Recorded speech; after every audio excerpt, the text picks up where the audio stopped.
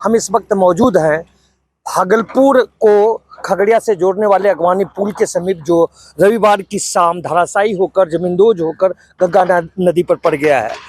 और लगभग 42 घंटे का समय बीत चुका है, लेकिन अब तक मलबे को हटाया नहीं जा रहा है। हम आपको ये सीधी तस्वीर, करीब से आपको ये तस्वीर दिखा रहे हैं कि किस तरह जो अगवानी पुल का पाया संख्या 10, 11, 12 और 13 का मलबा है वो गंगा नदी में पर पड़ा हुआ है, जिसके कारण गंगा नदी की धारा अवरुद्ध हो चुकी है। हम फिर से आपको सीधी तस्वीर दिखा रहे हैं कि आप देख सकते हैं किस तरह से धारा अवरुद्ध हो चुकी है, जिसके कारण जो गंगा नदी का प्रवाह है उस पर असर पड़ा है। और यह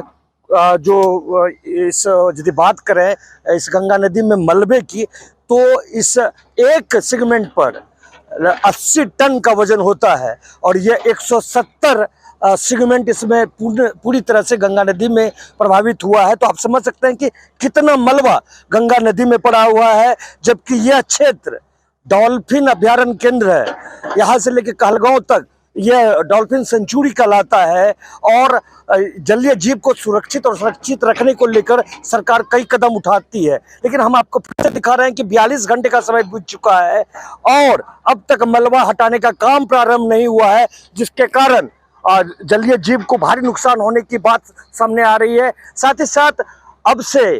कुछ ही दिनों के बाद यानी 4 जुलाई से सावन माह प्रारंभ होने जा रहा है और जिस तरह से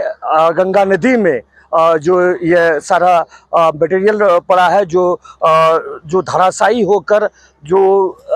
सरिया है और जितना सीमेंट का टुकड़ा है या जो भी जो वेस्ट मटेरियल गया है, वो यदि जल्द से जल्द जिला प्रशासन के द्वारा या जो सरकार है उसके द्वारा नहीं हटाई जाती है, तो इसका काफ़ी प्रभाव आपको सावनी माह में देखने को मिलेगा। और हो न हो, जिस तरह से गंगा नदी के मुख्य धार पर यह सारा मलबा पड़ा है, वो गंगा नदी के मुख्य धार को डाइवर्ट भी कर सकता है और इससे सावनी मेले पर काफ़ी असर होते दिखाई पड़ रहा है। हालांकि हम आपको बता दें कि जिस तरह से यह पुल धराशायी हुआ है, उसके बाद कल देर शाम जो बिहार सरकार के अपर मुख्य सचिव है प्रत्यय अमृत ने यह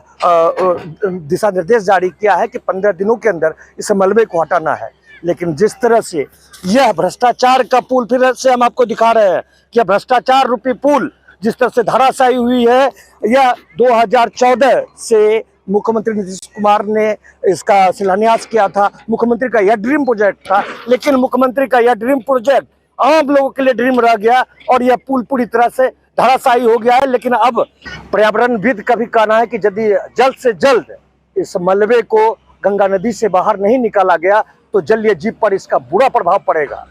अपने सहयोगी कैमरा पर्सन सुबोध के साथ कुणाल शेखर,